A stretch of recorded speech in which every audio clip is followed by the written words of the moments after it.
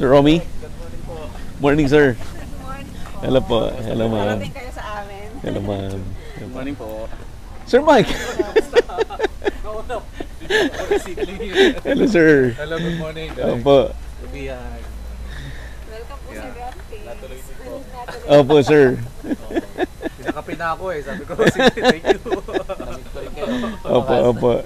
Bagong series po tayo. Kasama natin si Sir Romy Bustamante at andito tayo sa kanilang business, ang Graftings. Ayan, by Bodette? Bodette Agri Trading po. Yun yung Agri-trading. nauna naming registered business. Yun yung registered business. Opo. Ang Graftings, yun yung branding. Yung Graftings po before, parang brand po siya nung aming seedlings. Then later, i-register na namin siya as separate seedling business. farm. Opo. Ayan. So sir, ano po ang highlight dito sa inyo, itong business ninyo? Una po, nais ko po munang magpasalamat at kayo po Hindi, alam mo na kung dire-diretso. Nakarating po kayo dito sa amin. Yes, sir. It's our privilege. Kami po ay natutuwa. Ang Graftings po, basically is seedlings. More on seedlings. Nagpupunla po kami rito ng iba't ibang klaseng pananim na gulay. Vegetable seedlings. Vegetable seedlings. So meron po kami ditong kamatis, talong, sili, papaya, and other vegetables po na kailangan ng mga farmers dito.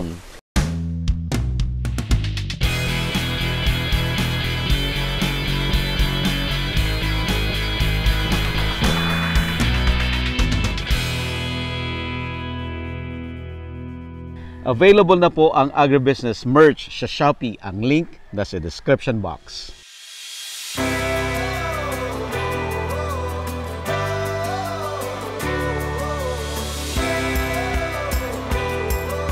So, ganun na graph. So, ito yung mga ampatola. Opo. Ganyan. Tapos, specialize po kami sa grafting. Kaya po, from the word grafting. So, yun na rin po naging pangalan ng aming company. Ng aming farm. Ang specialty po namin is grafting. Grafting, nag-graft po kami ng tomato.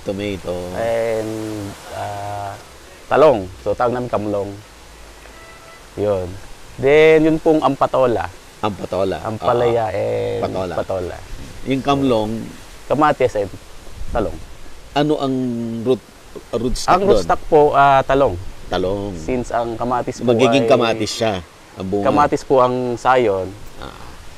Kamatis po ang bunga. Kamatis ang bunga. Talong ang ano. Tapos yun naman pong ang patola, yung grafted ampalaya, ang puno niya is patola. Ang bunga. Ang bunga po niya ay ampalaya. Ampalaya.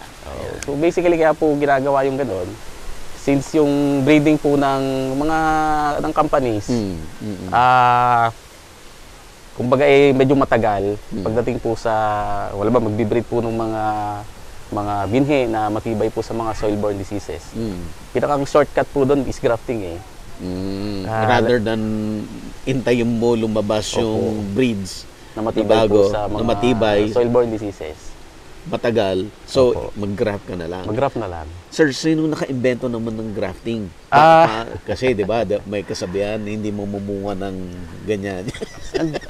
Hindi po ako sure kung saan siya nang galing. Pero galing po ako sa isang company before na ang isa sa products nga po is... Anong company? Sabihin mo na, sir. East West Seed. Galing ka ng East West. Yes, okay. Anong panahon yun? 15 years po ako doon. Ang una ko pong naging trabaho doon is sa technical. Sa marketing na din. Marketing. Tapos lately, binigay po sa akin yung sa Farm Ready. Okay. Kasama na kayo ni San Ildefonso? Ni Eileen. Eileen. Oo, magsabay kami noon. Nauna lang siyang nag-exit. Ako, nag-exit po ako yung onset ng pandemic. Kasi medyo natakot ako noon dahil apakaluwang ng area namin Ako, hawak ko po is South Luzon. From Metro Manila down to Calabarzon and Bicol. Hanggang Bicol. Opo, alam niyo nung onset ng pandemic, hindi mo alam kung anong mangyayari So dahil tayo, nasa field, kung sino-sino yung mga nakakasalamuhan natin, Tapos umuwi sa family, nag-resign na lang ako, sir. Tamang decision. So far. Pero before, sir, ano talaga kami? Farmer. Father ko is farmer, mga kapatid ko. Nagtatanim na kami ng gulay dati. Ito na yung negosyo namin bago pa po ako pumasok sa company. Oh, I see. Tapos nung medyo nahirapan nga kami sa pandemic, mas minabuti ko natutukan siya para mas mainam pagka ganun. Anong mga ipapakita nyo sa amin? Pwede po nating ikutin yung... Actually, this is only a seedling farm. Yung mga tinatanim namin, tapos yung minamarket po namin sa seedlings, dito po yun Tapos may dalawa pa kaming branch sa Ibaan. Tapos, meron din po kaming yung vegetable farm. Nasa Ibaan. May farm din kaya. Na, grow out talaga. Opo. So, 3 yung nursery. 3. Tapos, isang farm talaga na grow Opo. out. Ayan. Meron din po kami So, sa Mindoro. May Mindoro rin. Actually, taga Mindoro po kami. Saan doon? Sa Victoria. Oriental? Oriental po. Oriental. Nandun yung sa akong kapatid, siya yung nagmamanage. Pero yung mga seedlings doon, dito rin po nanggagaling. Dito rin. Ayan, abangan nyo po. Marami tayong matututunan itong bagong series nating ito. At syempre, mga expert ang magtuturo sa atin. So ito yung mga karamihan po sa mga seedlings po namin. Lulusog ha? So more on nandun kami as per order basis. Order basis. Opo. So we have here papaya for Sir Mike. Order mo, sir? Actually, iuwi ko ngayon sa farm. Kaya sabi ko, tama-tama, mapapadaan ako dito. Umorder na ako para iuwi. Andito po pala yung aming idol pagdating po sa para sa farming. Si Sir Mike. Kasama natin si Sir Mike malapit na a few weeks. Doon Yes, tayo sa Vietnam.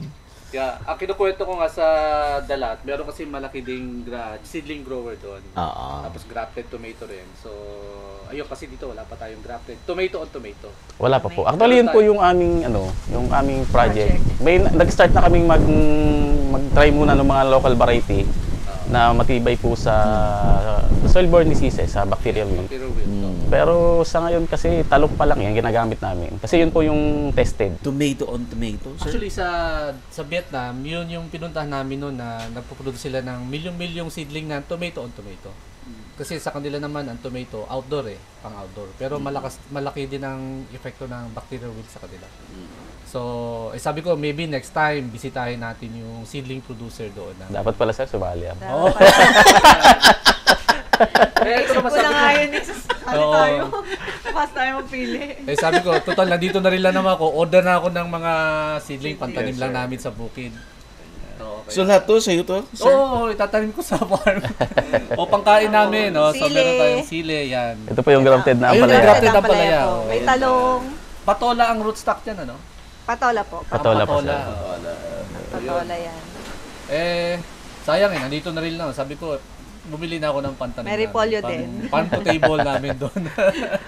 Yun ba yung repolyo? Repolyo Repolyo po. po yan. Yes. Mayroon po kaming area ng repolyo sa likod. Kaya gusto nyo bisitahin natin. Oo, tama, makita nyo. Kapag malamig na panahon, direct, kaya sa lowland. Kaya sa loob. Kaya, basta Kaya po. tama yung variety. Sir, kumusta yung strawberry mo ngayon?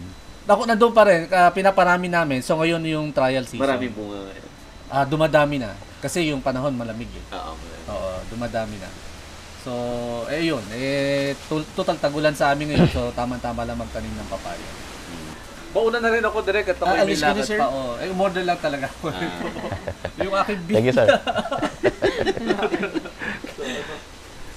Mamaya na lang kung Sige, sir. Ipapaload na lang pakarga natin. na muna natin ito para... Sige po. Magkita tayo ulit mamaya doon. Oo, sige. Kailangan ko lang mag-duty. Tama-tama sir. Kung dadaan tayo sa farm, sa... Magkibaan din tayo. yung Para parang- makita rin yung... Oh, sige. Tapos Tanim po kayo sa ibaan. Apo, Oo, apo. yeah. Malapit lang, magkapit-bahay si Denso sa Okay. Tawid tawid kalye, no? Saka sa likod lang. Papaload Hindi muna. libre ha, huy. Okay, babayaran ko yan. Ano natin pag-usapan sir? Hindi na bill, ha? Hindi ko pwede libre. Kumusta ang Bukit Amara, sir? Okay naman, so medyo maulan lang ngayon. Maulan lang. But we're Doon sa preparing pick up for ni Sir summer Mike. na. Nasa una ito. Ate, patulong po muna. Ang ang preparation kasi natin per season. Hopefully tuloy-tuloy na ang well, tourism is one, and then we're concentrating mostly on training na eh. Wala ka pang overnight accommodation? Malapit na. Meron na tayong 3 unit na ginagawa just to see, tinatapos na namin. Yung kubo natin dati, nakawalan, ni-renovate na namin ngayon. So may training hall na kami. At the same time, may parang dormitory sa taas. Saka, magkakaroon na. Yung ganun na, yung bilog. Oo, yeah. Patok yun, di ba? Yung trip natin sa Thailand. Kinopya lang natin, di ba? So yun ang benchmarking eh. Kaya naman tayo nagbe-benchmark sa ibang bansa. Yeah. Para tingnan natin anong ideas ang pwede natin makuha. And hopefully we can adapt it here, modify it a bit, and then blend it with our own. Yeah. And then yun, we're hopefully this year we're trying to see if we can develop the Davao. Meron kaming expansion sa Kitamara Davao. Ito yung sinasabi ni Ma'am Sel. Yes, tuloy na yun. Kinukulit ko siya, sabi, ay, hintayin mong masabi sa'yo. Oo, matrabaho lang pero yeah, we're starting it up this first quarter of 2024. Hopefully nahabol namin kung kakayanin sa araw ng Davao, pero medyo matagal ang preparation. And then we have to form a new team, syempre, and then we have to train people pa. So yung kasi ang difficulty sa new farm, no? Yung skill set ng tao, and then yung organization, tsaka yung system establish pa namin. But looking good kasi almost clear na yung property, so we will be Saan banda sa Davao, sir? Davao City mismo. Talomo District, malapit sa paano bang malapit to? Golf. Malapit doon, yung golf course. Parang one barangay away, parang. So, yeah, we basically Mas malaki. Mas malaki yung farm. Yes, it's bigger. So it's gonna be a flower farm also. And at the same time, the reason why we're doing it is, of course, we wanted to share, again, what we know on smart farming. So magkakaroon din tayo ng demo farm ng greenhouse to. And training site. Para naman ma-share natin sa mga taga Mindanao naman yung knowledge natin sa smart farm. And then of course, yung sa flower production at saka sa tourism. Nainggit ako sa di ba yung mga pinuntahan natin sa Thailand na magagandang maramihan.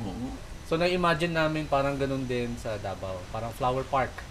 So hindi lang yung basta bukid na maliit, but then again, massive bloom field ang gusto natin. Hopefully, pangarap. Soon.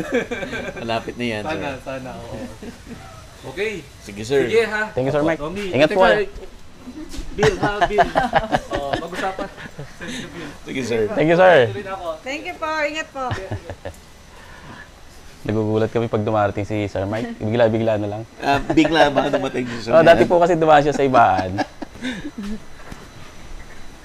Kape muna tayo. Sige, Magkape kape muna kaya tayo. sir. So, si Sir Mike Dalapas, nag-abot din kayo. Opo, boss ko siya dati. Ba't hindi tayo nagkita? Oo nga. Pero, Ang dami kong ginawang video sa inyo. sa East West.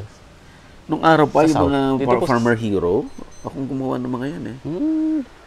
Yung mga anniversary ninyo. Ano kasi sir, nasa ano lang tayo nun.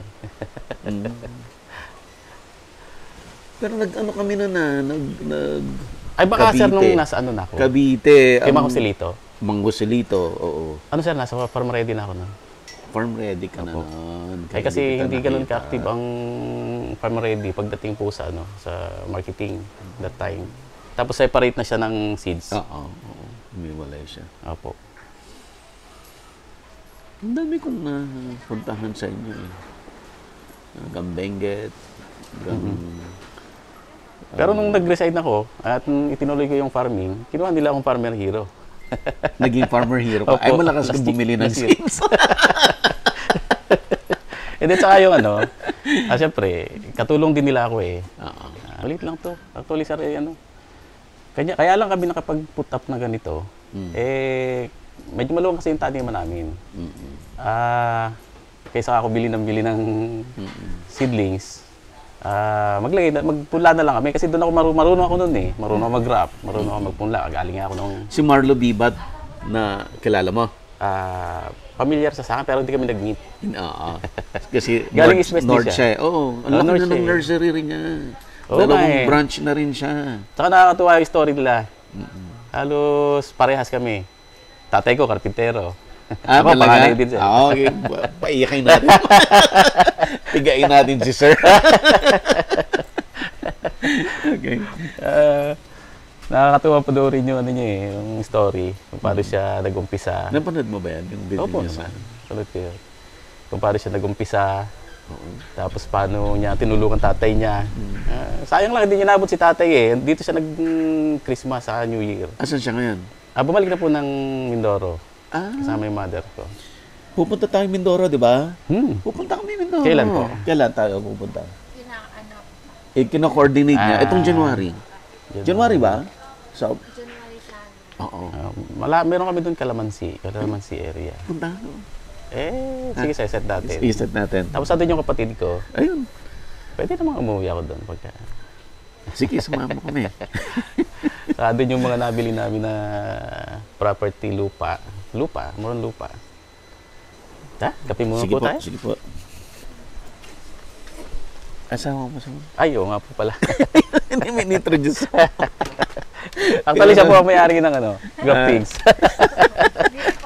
Legally, siya ang Iyain po talaga ako sa mga ganyan. Okay. legally siya po talaga may-ari. Odette po. Odette. Apo. Okay. Tuloy po. Dito Tuloy tayo. po kayo. Sa'yo, wala po si Ma'am Cathy. Totoo ako doon sa episode dati nung Bota. nawawala yung bota niya. Ay, parang ganyan na ganyan kami Matagal rito. ka na rin pala nanonood. Opo, matagal na siya. Ang misis ko po ay teacher sa high school. Dati po akong teacher. Tapos Okay na pa dito. nung high school, magkaklase kami. Talaga? High school pa kami magkaklase. Dito rin sa... Sa Mindoro. Mindoro po. Pares po kami Mindoro. Doon po kami graduate. Kapatid ko po na babae, Hello. si Ana. Ba't ang dami yung pagkain? Hindi, alam mo po eh. Parang heaven. Kaya pala na yung Eileen ng Apo. Malaki rin yung kina Eileen ha. Malaki yun. Kasi, Nag-entry nga si Eileen eh. oo nga, nakita tawa ko tao eh. Mabait yun. Magkasama kami sa Farm Ready dati. Oo. Pero siya, tutok talaga siya sa Hindi ko production. pa nga siya na babalikan para i-feature eh. Kasi nakita ko lang yung nila, yung agri-supply. Opo, sa yung Infortuno. Oo. Sarap ng pagkain. Direct, Let's eat. do the honor.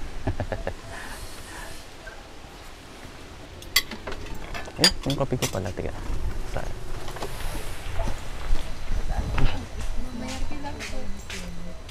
Established na yung business niyo. Hindi ko po masabi eh. Talagang, lagi po kaming Start eh. po kami dito in March 2023. Sabi ko nga, nag-uumpisa pa lang kami. March 2023, wala pa ng 1 year? Wala pa po kaming 1 year. Ito pong Graftings. Kasi dati brand lang po siya nung Miodat Agri Trading. Pero Po sa Lipa ay wala pa kaming 1 year. wala mas nauna po yung sa ibaan. Nauna po kami Sa ibaan. Congrats po pala direct. Naka 1 million. Galing. galing. Maganda kasi yung mga yung mga episode. Kung ikaw talagang farmer by heart, Manonood ko talaga. opo, aabangan talaga. Naabangan. Mami sila pa. Lagi nakaabang eh. Sabi ko, ay dali, ang ganda. Kasi mga farmers best practices eh. Opo. Saka walang natural na natural. Masarap ng kape. Yan po hindi pwedeng mawala dito sa amin. Tao namin yan din. Maaga kasi nag-start yung aming mga tao. Kailangan nakakape na sila. Sino nagluto? Masarap. Sino Ay, po anak niyo? 3. Tatlo po. Puro lalaki. Puro lalaki. Anong mga edad? Ang panganay po namin grade 8. Grade 8, tapos grade 6, tapos yung bunso namin grade 1. Malinis. Kaya, Yan po yung reason bakit siya kaya ako nag-resign. huli lagi. At saka yung mahirap kasi yung mga bata ilalaki sa Malakas yung sa yaya. pang barako yan. Tinimpla ng tatay ko. Talaga ma'am? So, kung sarap magluto ng kape. Actually, dapat laging siya nauna rito. Ako naman, dumidiretso ako ng ibaan sa bukid. Eh, pagka ganito may pasok, hinahatid niya muna yung mga bata sa school. Tsaka sa dumidiretso. Sa hapon naman akong unang aalis. Susundo ko Bata, sundo ulit. Susundo ko ulit. So, hindi pa kayo naka-base talaga? Tanaw. Tanawan po ang bahay namin. Tanawan City. Ang lalayo naman. Malapit lang po. Tanawan, bus punta pa yung ibaan. Oo, ganun po kami araw-araw. Tanawan, Ibaan, Lipa. Wala na po kasing area dito na ano, na mare-rent. Wala na. Iba, meron pa. Kaya nandun kami. Nandun yung aming taniman ng ano, ng mga gulay. Mga gulay. Kahapon ang source ng tubig doon. Ibig sabihin, rene-rent nyo lang din yung Tanawan? Opo. Ay, yung ano, yung ibaan? Napakamahal sir ng property rito. Mahal na masyado. Hindi na kaya. Pero pag magre-rent ka, sulit naman. Oo naman sir. Kami kasi ako, bago po kami mag-rent, kinakausap po muna yung may-ari, mga at least mga 3 years Man lang. man lang. Ito, naka-long term po itong nursery. Gawa po ng mga structure na nilagay namin. Hindi po pwedeng, ano eh, madali lang. Sa ibaan sir, meron kaming nire-rent ng mga 21 hectares. The vegetable? Ang laki. Opo. Apo. Wow. So, pero hindi namin siya tinatamnan ng one time, big time na isang talim lang. Iba-iba. Kaya all year round meron po kami. Kaya po year-round, meron kami nakatanim. May part kami na irrigated. Yun tinataniman namin pagka summer. Natatamaan nyo yung mga matataas ang presyo talaga. Opo. Sa bagsak, hindi ka masyadong Ano kami? na-hurt. Maaari po. Kaya siguro hanggang ngayon, andito pa kami sa ganitong negosyo. Gawa ng inaabot namin yung jackpot na presyo. Sumasabak din kami dun sa mura. Saka hindi kami pwedeng tumigil, direct. Gawa po ng yung taong hirap ipunin eh. Hello? Hindi po pwedeng seasonal. Yung mga tao mo tuloy-tuloy. Kaya tuloy-tuloy din Opo. sila. Hindi ko gumagamit ng alay. Po ang ano. Gumagamit po. Kami ng Mga Gamit ko seeds. rin. Yung panigang namin na sili, alay yun. So ganun yan, may mas maganda ang east-west, mas maganda ang Opo. ano. Tapos, karamihan kasi, tinatanong ko ng mga kliyente namin, Romy, maganda ba itong ganitong variety? Oo. Ay di, pag nasubukan ko, kung ano yung karanasan namin, sinasabi ko sa kanila. Kapag maganda, maganda talaga. So walang bias. Anong season yung pinaka mabili ang seedlings? Anong buwan? June? June, July. Yan po yung time na halos hanggang third ng COVID kami. actually maliit lang po yung nursery namin dito. Dumarating po yung time na punong-puno kami. Punong-puno. Hindi namin ma-accommodate yung iba, kaya gusto po talaga namin mag-expand, magdagdag. Dahil ang farmers, tingin ko naging independent na sila sa mga nurseries. Oo. Siguro, Ayaw na lang magpunda, no? medyo matrabaho Ayaw na kasi nila. direct eh. Tapos siguro dahil yung price naman namin within dun sa acceptable range nung kaysa nga naman mag-establish pa sila ng nursery, iuupa sa tao para magpalago ng seedlings. Tapos yung quality iba talaga yung pag nursery galing. Tapos karamihan din po sa ngayon, may mga financier. Yung financier, mas gusto nila safe yung investment. Hindi ko masabing marami tinatamad na eh. Tinatamad magpunla. Pwede rin. Shortcut kasi sa end na lang. Opo. Diba kung isang buwan pa ulit na alagaan, Saka po yung convenience. Habang naglaland prep sila, may inaasahan sila na seedlings na darating on time. Tapos yung quality, yun yung kailangan talaga nila. Agriculture graduate po talaga kayo. Hindi. Communication ako. UP, Hindi, FE. FAU. Ako po ay agribusiness talaga. Agribusiness Sa ng UP forest. LB? Hindi po, sa Mindoro State University. Dati, Mindoro State College dati, nung time namin. Ngayon, university na. University na. Kalapan. Sa Maine, sa Victoria. Malapit lang po bahay namin doon malapit kayo doon. Sa Maine. Walking distance lang tayo. Papunta po doon. Malapit lang sa amin. Pwedeng i-jog. Mindoro University na siya. Misis ko doon din graduate ng education naman. Maraming technology doon na pwedeng i-feature. Yung ninang po namin, Ninang namin, silang sa Indo. may hawak nung Research. research. Research, opo. Ninang namin sa kasal. Actually, siya ang nagpasok sa akin sa East West Seed. Oh. Nung time, siguro, baka paborito niya ako nung nag-aaral ako eh. Eh, nung nag-graduate ako, nirecommend niya ako kasi may mga kakilala sila sa East West eh. Yun. Hindi naman sila napahiya kasi tumagal ako ng 15 years. Kahit pa paano naman First siguro. and last. First Ano and ba yan? last. Trabaho mo yun? Yes, sir. Alam, natatanda ko kasi yung sabi ng tatay ko eh. Sabi niya, pag daw yung kamote ay lagi binubunot at inililipat, hindi naglalaman. Di ba? Totoo naman eh. Kasi nung time na nasa company ako, may mga nag-o-offer. Sa labas, ibang company. Eh, lagi yun. Pinapirate ka. Opo. Eh, sabi ko, dito na ako. Okay naman yung management. May tiwala naman sila sa akin. Masaya naman ako rito. Eh, yun. Siguro kung hindi nag-pandemic, baka nasa East West Seed pa ako.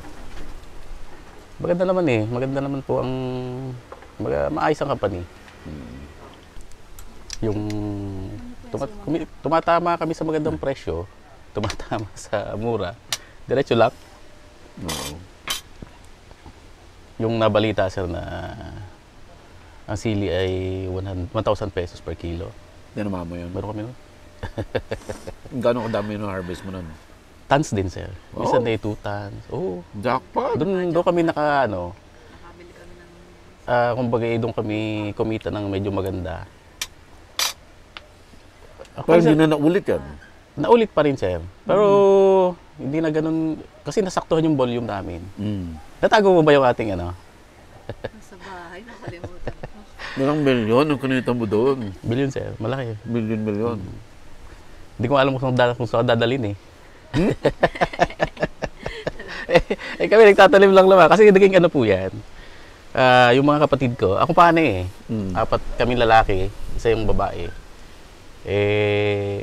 Tapos nandito ako sa ganitong trabaho. Nag-start kami magtanim ng tatay ko. Tatay ko magbubukid talaga eh. Marunong din talaga. Marunong Mahusay, din, opo. May kaunti kaming lupa. Unang sabak namin, capital lang mga 30,000 lang. Share pa kami ng tatay ko. Binagyo kami noon. Nalugi. Lugi. Ay, tatay ko. Pero si AirPods mo, anong tanim niya before kayo naggulay? Palay. Gulay din po. Gulay na Ampalaya. talaga. Oo, ampalaya. Mahilig sa magtanim ng ampalaya eh. Pero ano lang yun, bukod doon, ang main talaga niya na talent niya sa carpentry. Sikat siya sa amin. Kasi magaling siyang yung maglilok ng kahoy. Yung mga pinto na magaganda. Oo. Carving? Ganon? Opo, magaling siya. Yun po dati ang negosyo nila. Karamihan po, actually hindi sa negosyo eh. Ano lang eh. Parang kailangan lang namin gawin kasi wala kaming pagkukunan. Pero yung mga magaling siya, magaling siya mag-design. Gumagawa siya ng mga cabinets, pinto. Kaya yung meron kaming tawag nga namin lahat ng mga ginawa obra ni Katito eh. Mahusay siya doon. Maganda yan, Karamihan po sa mga magagandang bahay doon sa lugar namin, yung front door nila, Siya gumawa. Kasi mura lang naman sumingil eh. Ay, ano pa? Gumagawa pa siya? Hindi na. Hindi na po. Simula po nung Walang nakamana. marunong kami. Marunong ako eh. Kaso nakakapagod. Okay, mas okay dito. Okay na ako dito direct. Hindi mo hindi mo matsatsambahan yung milyon-milyon doon. Ay, hindi sir. Kaya kang pag-aralin, kaya mo magpakain ng pamilya, pero yung Hindi yung hindi. jackpot. Opo. Ano lang, kailangan lang namin gawin yung dati kasi wala trabaho tatay ko, yun lang talaga. Kahit nga nung nag-aaral ako eh, di yung mga klase ko, mga mapipera. Sila mga kliyente namin eh. Yung iba estudyante, mahihiya yun. Si Romy, kasama ng tatay niya, nagkakarpintero sa bahay namin. O hindi. Pagka weekend, kasama ko ng tatay ko. No? Hanggang sa nakagraduate na. Nung sumunod na yung mga kapatid ko, kumikita na rin naman ako, no? Tinutulungan ko na siya. Siguro napagod na rin, medyo humina yung mata niya. Pero pinagpatayo pa namin siya ng furniture. Yun yung pangarap niya eh. Kasi dati, ano lang siya, home service. Kung sino lang yung nangailangan na magpagawa, pinupuntahan lang niya sa bahay. Kasi wala siyang shop. Hanggang sa nung may konti ng pera, pinagtulong-tulungan namin magkakapatid na mapatayuan siya ng shop. Opo. Kompleto namin yung mga dream niya ng mga tools. Yun lang naman ang pangarap niya eh. Hanggang sa dumating yung time na medyo may edad na rin, malabo na mata. At saka ayaw na namin eh, gawa ng baka ma-aksidente. Oh, one time na-aksidente nga yun eh. Tinamaan ng yung planer ng kanyang daliri. Na-hospital siya. Yun, pinatigil na namin siya doon. Ilan taon na airpods mo ngayon? 73? Tama? Ganun. Hindi, 60. 63 sir. 63? Lang? Oo. Bata pa. Pero na-stroke na siya. Siguro dahil na rin sa bigat ng trabaho ng bata pa siya. Dito na siya inabot eh. Ano? Balik? Nag-take lang ako ng marami akong maintenance eh. Nanay ko diabetic din eh. Oo. Ano rin Araw-araw siya siguro- nag-insulin. Oo. Ano to yung nung kabataan ko wala akong ginawa kundi magtrabaho rin. Kaya Workaholic. hanggang ngayon pa rin naman. Pero Ilan taon na kayo direct? 53. Bata pa. Tapos ang bunso niyo si Sophie. Si Sofia. Tatlo din sila. All girls ako eh. Si Sofia is 24. 24 Sikat na na sikat siya. ka na ngayon sa Si Sophie na yung Sabi ko susunod. nga sa kanya, siya nang mag-vlog eh. Oo nga eh. Para sa mga millennial. Oo, para purong millennial, no? Sabi ko sa'yo, sisikat ka pag ikaw. Oo nga. Parang dati naman, meron kaming hinawakan sa sa kasal. Yung tatay niya, kliyente ko, pero malaki ang agwat ng edad namin. Nagulat ako. Dahil kinuha niya kaming ninong sa kasal ng anak niya. Ay, yung anak niya, hindi kalayuan ng edad sa akin eh. Sabi ko, ano ba naman kayo? Ano tatawag ko sa inyo? Pare. Kasi edad na ng tatay ko. Hindi eh. Para gusto niyang pumupunta ako lagi sa kanila para yung anak niya mainganyo sa farming. Kasi gusto niya may susunod sa kanya eh. Oo. Malaking area, malaking farmer din yan. Yan ang problem ng mga Wala na. Yung magtutuloy. Ang dami ko Opo. na-feature na ganyan. Mga ang lalaki. Kami nga po eh. Yan ang problema nila. Parang ang susunod sa amin, bunso lang. Hindi mo pa masabi, bata pa sila eh. Halos ayaw Hindi mo pa masabi. Yung iba kasi, tinutuloy yun lang yung agree kasi no choice. Pero pag bibigyan mo ng choice yung mga kabataan, Hindi, na ipakita mo na agree. kumikita. Yun. Dapat makita niya na ayaw kumikita. Opo. sa inita. Kasi yung karamihan ng parents, nakita ng anak na yung hirap, yung ginagapang lang siya, Opo. mga pag-aaral ganyan. Kaya ayaw ng anak eh. Pero pag nakita ng anak, kumikita, Na kumikita. oo. Pag nasa inita. Siguro nasa mindset din ng kabataan. Mindset. Kasi, Saka nasa iyo din. opo, kami, Paano mo opo, kasi ang mindset naman nag-start sa parents yan eh. Kung yung parents, bagay. sinabi ng parents, mag-aral ka para trabaho ka sa Manila, magandang buhay mo. Wala na talaga. Oo nga po. Nag-start sa parents yung ano yung pero pag yung ang parents ang nag-encourage na ano. Kami puro lalaki naman. Sabi ko nga sa kanya, aba, baka yung pinaghihirapan natin pagdating na araw pang areglo lang, puro lalaki ang anak natin. Ang ginawa ko nung maliliit sila, meron akong maliit na office. Nagre-rent ako, malapit lang sa bahay ko. Sa Quezon City. Sa Quezon City. Every weekends, nandun sila. Video games, ganyan. Nandun sila. Hindi nila alam bakit andun sila. Akala lang nila Sinasama lang kasi walang maglalaro bantay. lang. Pero hindi nila alam na early age, ini-expose ko sila doon sa trabaho ko. Para marunong na sila. Ganun din po dito sa amin. Pag walang pasok mga bata, sinasama namin dito. Ang pupunla. Pupunla. Yung bunso namin masipag eh. Nakikihalubilo dyan sa mga kasamahan namin dyan. Nakikipag-ulitan.